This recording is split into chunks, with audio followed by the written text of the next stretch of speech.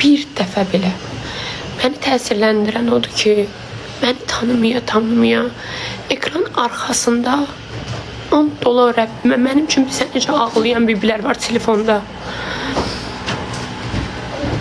Şok yaşayıram. Avtoqəza nəticəsində bir nəfərin ölümü ilə bağlı aylardır məhkəmə prosesi davam edən tiktoker Arzum İlduzə Hacıyeva canlı yayım zamanı şəxsi həyatı ilə bağlı danışıb. Bildirib ki, doğma bibiləri ilə aralarında küsürlük olsa da yaşadığı bu ağır hadisə ilə bağlı nə ona, nə də atasına zəng edib hal-əhval tutmayıblar.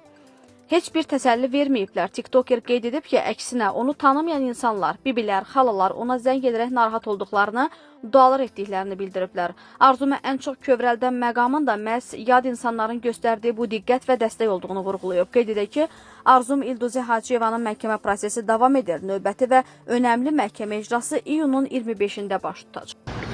Yanlış insanlar ətrafımda eləmişəm, yanlış insanlarla danışmışam. Mən bunun peşmançılığını çəkirəm.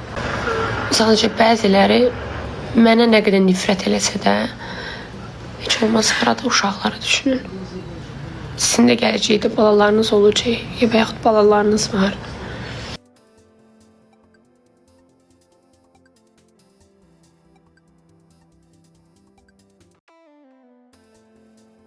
İnquşetiyada iyunun 15-də Sunja çayının axınının apardığı 8 yaşlı Xizir Dərbçiyevin meyti tapılıb. Bu barədə Fövqəladə Hallar Nazirliyinin regional baş idarəsi məlumat yayıb. Uşağın meyti saat 16:50-də aşkar edilib. Nəticədə böhran vəziyyətlərində İdarəetmə Mərkəzinin rəisi Əhməd Yevloyev axtarış xilasetmə işlərinin yekunlaşdığını rəsmən elan edib deyə məlumatda deyilir. Qeyd edək ki, Xizir Dərbçiyev dostu Adəmi xilas etmək üçün Sunja çayına atılıb. Yaxınlıqda olan başqa bir oğlan kömək istəməyə qaçıb. Adəm xilas edilsə də Xiziri güclü axın aparıb.